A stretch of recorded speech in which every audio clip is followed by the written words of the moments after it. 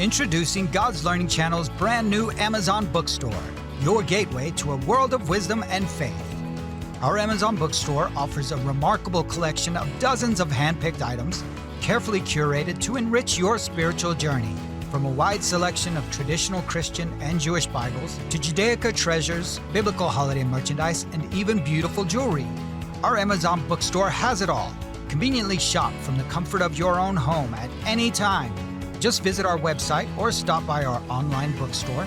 Or better yet, simply find us on Amazon to embark on a transformative shopping experience. New items are added regularly, so remember to always check back. Shop now and embrace the blessings that await you. Hi, friends. We at GLC would like to take a quick moment to thank you for watching our programs on this platform, and we'd like to ask you for a little favor.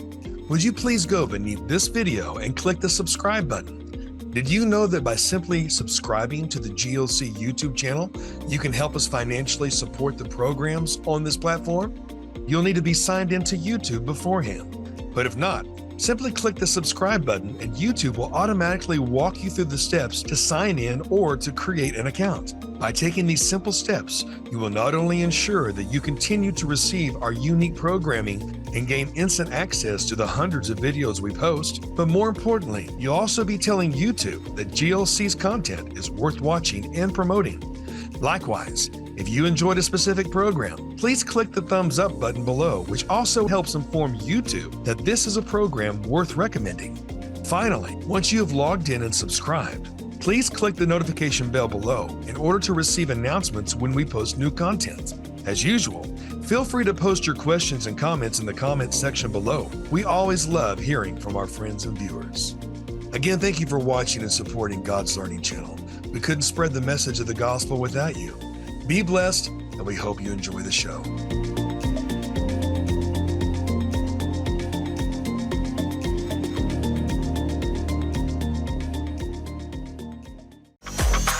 Well, hey, folks, I'm excited today with none other than country artist, Christian country artist, and rancher and entrepreneur, speaker, you name it.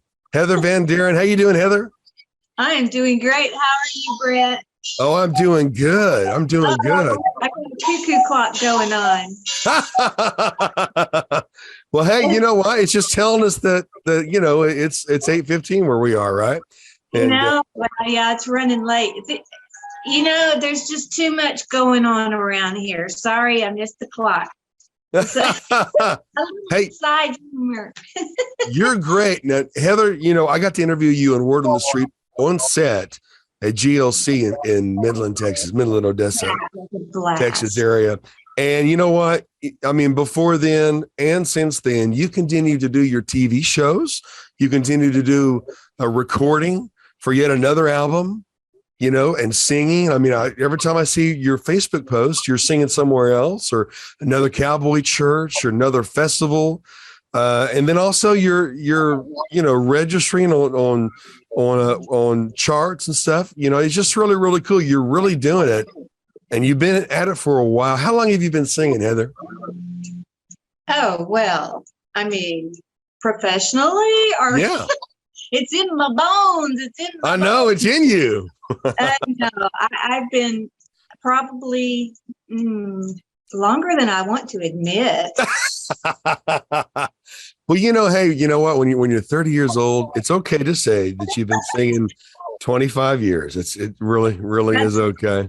That's what we'll go with. No, really, it's been about 35, and God's been good. And it's a journey, just like you, Brett. Anything that you do that you set yourself apart for, right, and you're doing it for the Lord. It's letting Him order your steps, man. And one day at a time, one step at a time. Sometimes you take some steps backwards, and it doesn't always happen overnight. So, boy, that's true. It takes a lot of perseverance too, Heather. I mean, if you are successful and as busy as you are, I'm amazed that on top of that, you're handling a ranch. My gosh, and that alone is a full-time job. And so you really do have a call. It really is strong in your heart, Heather. to encourage people and to love people. I was very impressed when I met you through our mutual friend, and of course he's your relative, Ricky Ferris. Yeah. Hey, Ricky. Love you. I love Ricky too. I call him Action Ferris now because of our meeting. He had on his big cowboy hat, and I said, "How you doing there, Ricky?" And he was sitting next to you. We were about to go to the studio, and he said, "I'm ready for the action." He is. He's a really great guy. Yeah. And Brant, it was really cool. You and I just immediately connected, and I feel like you're my little brother. I just love you. Yeah. Well, that means a lot to me, although I think that I'm older than you, Heather. No. I'll be your little brother. Now, hey, before we go into more music, one of the reasons, folks, why Heather is so uncomfortable in front of a camera is she has her own television show. She also has done modeling. Beautiful woman, inside and out, very, very gifted. I love her voice. And I love your tenacity and your fearlessness. Exciting things on the horizon there with events that women, especially women, but everyone would love to be involved with. But first, tell us about your TV show. That show was a gift from God. It really was. It just happened. And it's called What Love Means. And it's a testimony series of what we do as we go, kind of like, the 700 Club. And we go to different locations and we interview people on site, wherever they want to be, wherever they're the most comfortable. And we interview them and let them share their salvation testimony. And then whatever else is on their heart. Usually there's an event in their life that they want to cover, maybe a miracle that happened or how they got from point A to point B or whatever it is. Mm-hmm. And I actually was just interviewing my handyman here on the farm. Wow. We had him over for Thanksgiving dinner, and he says, "Man, I've been on your website and I've been reading your blogs, especially about giving your testimony." And he said, "I think I'm supposed to do that, but I don't really know how." And here I go. I'm like, "Hey, I got an idea." Hey. And I said, "I'll just stick it on my YouTube channel." I've got over 60 videos on there. And yes, you do. I did. And then people started going, "I'd like to be on your show." And I was like, "My show?" Hey. So here we are 5 years later. It's on 11 different radio stations. They carry the audio version. It's on 7 different TV channels. And about taking TV now and Women's Whole Worth Network. We've got it on there. And that's something that I'm a part of. And everything just keeps growing and blossoming. And just like God is the ultimate Spider-Man. You know that? It's like he shoots his web out, and when he does, it just goes into a myriad of directions and accomplishes so many things at once. And that's what's happening. You just look around. Brant, is happening in your life too. Oh my gosh! Well, I've never heard that before. God is the ultimate Spider-Man. When he casts a web, it goes into eternity. I love that. Hey, Marvel fans, there you go. There's how you witness to your friends. Oh, yeah. But you know what? Another reason that I know that television was in your destiny is because all you have to do is use your initials for your website. It's HTVministries.com. HTV and Heather Thomas Van Deren. And right. So, yeah, I mean, hey, it's interesting, Heather. I don't know if you experienced this or not, but when I'm sure that you do, but there's times that God will call us to do something and it wasn't necessarily our idea. You just alluded to a little bit of that right there. And it's interesting that sometimes those who want it the least or have other things going on are the ones that end up doing it. You know what I mean? Not always, but first and foremost, you have a call in your heart to lift people up, to encourage people, to share Jesus with them, to share hope with them.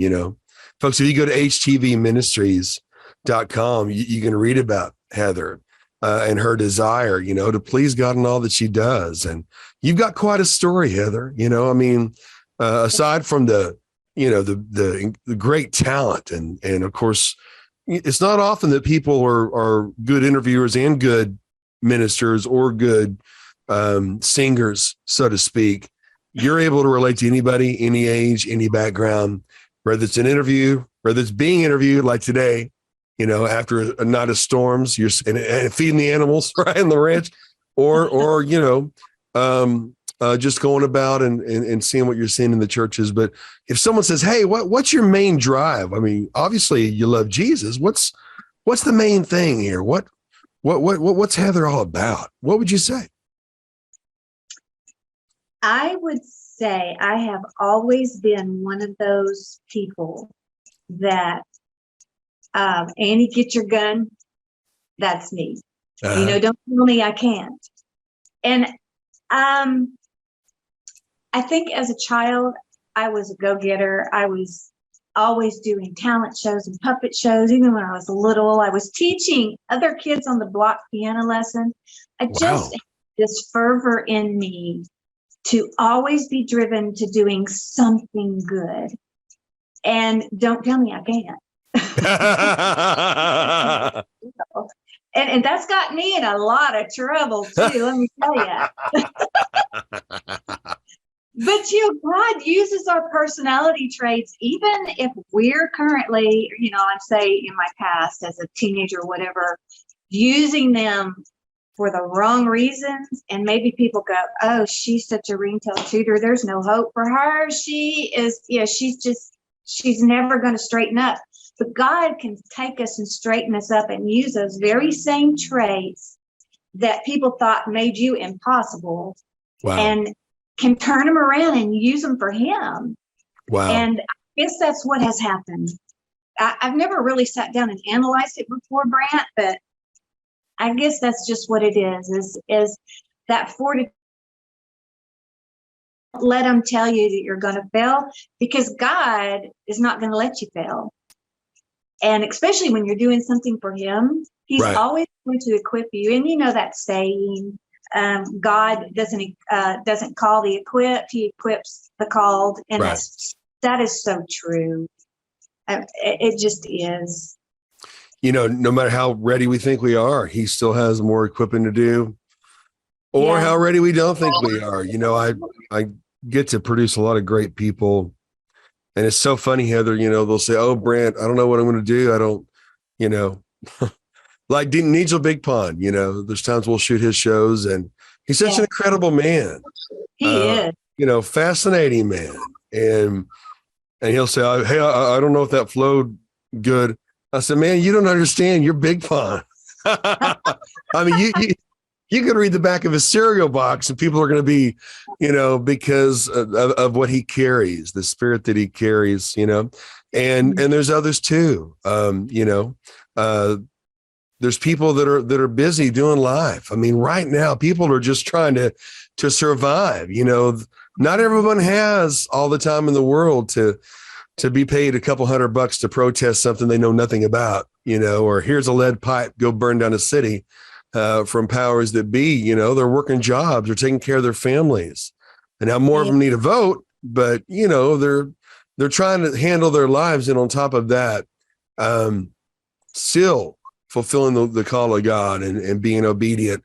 I don't know about you, Heather, but the radio shows that I've done, or television shows or concerts or whatever, where I wasn't feeling that great, were some of the best. There were some of the best ones because I was more dependent on God.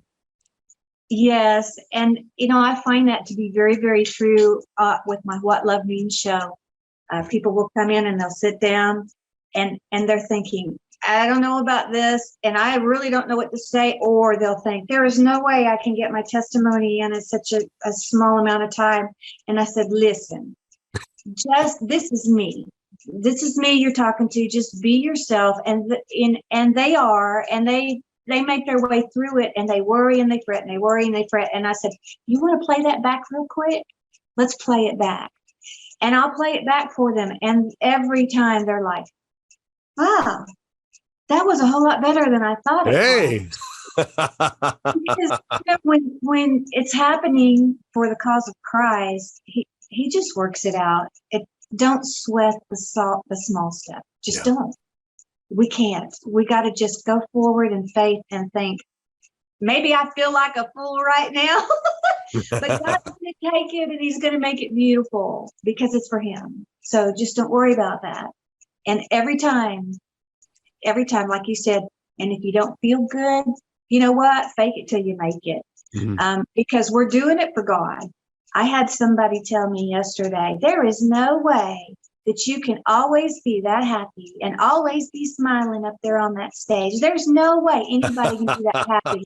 And I said, listen, when I come through the door, I may have had an awful morning trying to get here. Maybe I had a fight with my husband. Who knows what it was? But when I walk through those doors, I'm all about Jesus. And I know I'm where I'm supposed to be. I know I'm doing what I'm supposed to be doing. And how can you not be happy? How can you not be? Wow. You're in the zone, right? Right. I love that. You're in the zone. You know, Yeah. the scripture, to obey is better than sacrifice. And there's times the last thing in the world I feel like doing is a certain thing, you know, but you do it. You do it. You grit your teeth. You do it. And isn't it interesting and amazing how God rewards that? And Yes. you know, it's you didn't feel that great, but you're obedient. You live the mission. You fulfill the mission, and you know what? Then now you feel better because you received the blessing. I use the illustration a lot, but you know, have you ever been outside and maybe you're with your child and your child's real cold? Oh, come in here and rub their shoulder real quick. Try to get them warm. But in the process of that, you're getting warm, and that's not why you do it. But when you are obedient in the midst of your pain, in the midst of tiredness, in the midst of whatever's going on, that you still reach out and you still encourage others and touch others' hearts, that you end up getting touched as well. And Right. that's an amazing thing, you know. But you do that all the time, Heather. I mean, you know, on top of all that you got going on, you know, there's a lot of people that are discouraged right now. A lot of fear out there. Not everyone lives fearlessly. Not everyone lives the mission. There's a lot of discouragement, and we love to encourage, inject some godly courage in there. You know, we're funnels, right? But what would you say to people right now that are just plain discouraged when they're seeing the news, they're seeing the fiasco, the joke that a lot of our leadership has become to the world, and this push of everything vile and evil and dark and twisted and demented? What would you tell people right now? Well, you know, I'm a country girl. And the first thing that came to my mind, well, two things. First of all of the time, just look in God's word. Go to your concordance in the back and look up all the words for courage and fear, and soak up his word, because he tells us so many times to be strong and of good courage and to do not fear. And you know, his eye is on the sparrow. One of my favorite songs, I sang it yesterday. You know, he cares about the little sparrow. So how much more does he care for you? And there is no reason to fear, because fear does not come from God. It comes from the enemy. He puts that in your pathway to totally destroy your day and to make you think there is no hope. And God is full of hope. That's what he offers. And the other thing is, worry is like a rocking chair. You know that saying, right? No, I haven't heard it before. Worry is like a rocking chair. It gives you something to do, but you don't get anywhere. It's really good. I love it. It's true. I can't believe you haven't heard that. Well, I have now. I don't turn the news on very often. I think it's important to be aware of world events so that you know where we are on God's timeline. Right. But man, I just don't have time for all that stuff, because like you said, a lot of it is it's stupidity, and it's just craziness, and it's not from God. It's not who I am. And the only thing I can do, the power, is to go out and make a difference for Christ in my sphere of influence, and pray those people into heaven, because man, they need it. Golly. Well, you mentioned you're a country girl, and I love that, because you know what?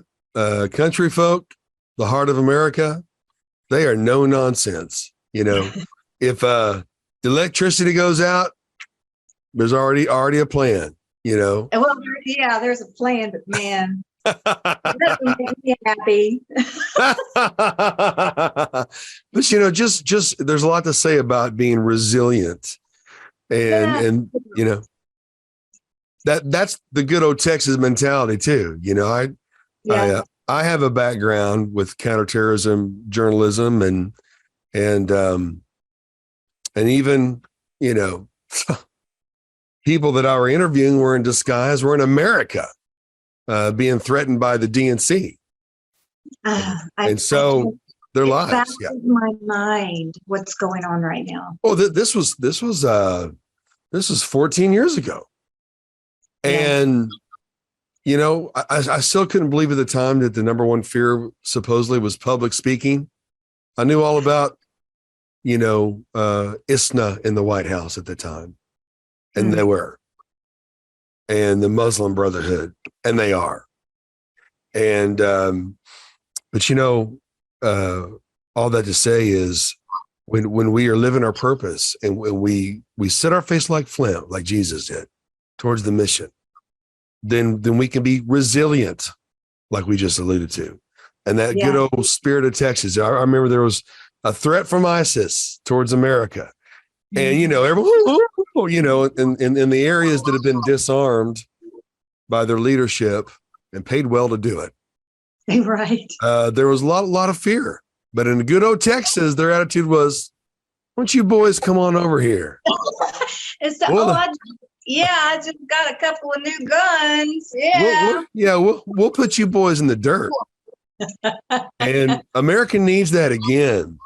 And we're seeing that, as you travel around, you get a good snapshot at what the body of Christ is looking like, from these festivals to churches to the cowboy churches. What are some of the things you're seeing out there? Are you seeing people rising up? Are you or getting ready to, or afraid to? What's your impression right now in the churches that you sing in? I am. And a lot of the pastors are getting on board with the time is short thing. And we've got to be about God's business. We talked about boots on the ground. And yes. My girlfriend, Angela Meredith, and we are with Women's Whole Worth Network. And I've got a song in the studio right now, Boots on the Ground, and it's to gear up, fire up, and encourage women to get out there and get busy, make a difference. Time is short, and we have got to get moving. We can't be complacent anymore. The church has been complacent. Don't get me preaching. Hey, I love it. You're singing my song. Yeah, the church has been complacent for so long. And we're not a country club either. Right. I can't stand that country club mentality of, everything's okay here in my little world, so why should I worry? We've got to get out there and give them Jesus. Right. I don't care. Even the ISIS people need Jesus. They need Jesus big time. But we all need Jesus just as much as the next. And we've got to make a difference. I don't know. You just have to have that mentality at all times. Be ready in season and out. I'll have people try to scam me over buying cattle or something like that. And I know they're scammers, and I play along with them for a little bit. And then I start talking to them about Jesus. There you go. It's obvious that they don't know him. And, most of the time, it's just like crickets chirping, or they cut me off. They don't want to hear it. But you know what? If I have planted that name that is above all names into that person's mind, you never know. You never know what he is going to do with it. We got to be boots on the ground. And the church has Wow. got to raise up. And you're helping in that. And to the cross. Yeah, the cross and groom. Yeah. Yeah, I want to be there. Did you get my Yep. message? I Okay. did. I I want did. to be there. And I can't even come till November. Well, that's okay. That's okay. You know, God's given us that venue. I mean, we pay for that, but to be able to have the biggest Christian landmark in the Panhandle, Let's to bring people together, not under the banner of yet another church or another thing, but just Jesus people. And I love it. I love it. And I look forward to having you there.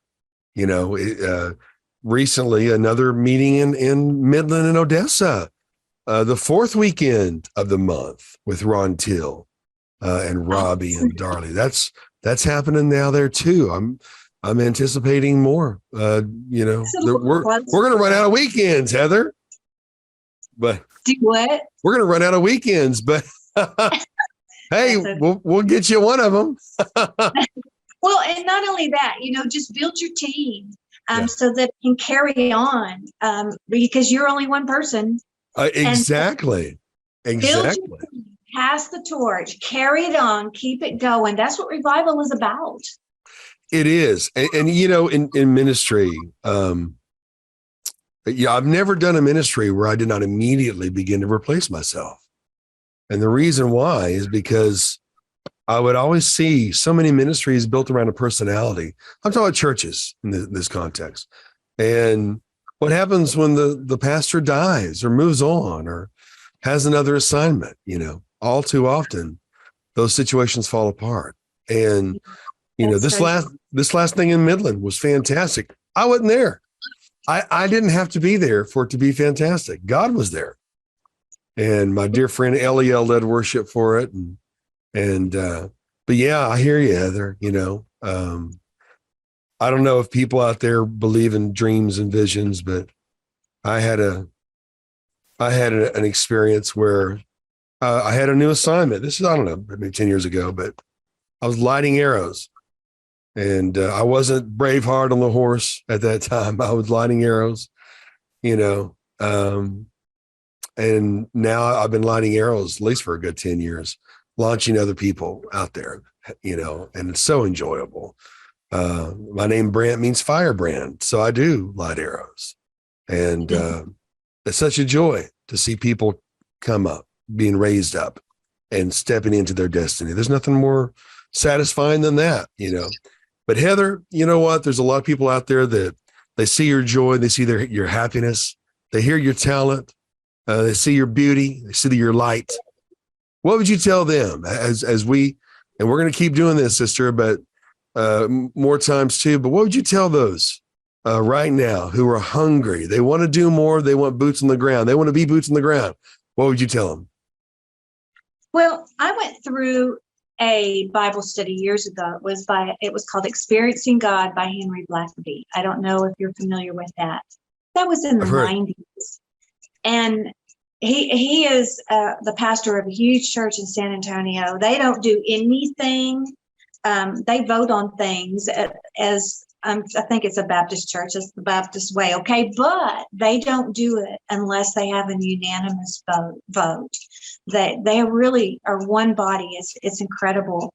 And he does this Bible story about experiencing God, learning how to get plugged into him, how to know who he is, how to know his attributes, how to recognize him, how to communicate with him, and how to allow him to communicate with you. It revolutionized my life because one quote that he made was, if you want to serve him and you want to know what God's will is for you, it's simple.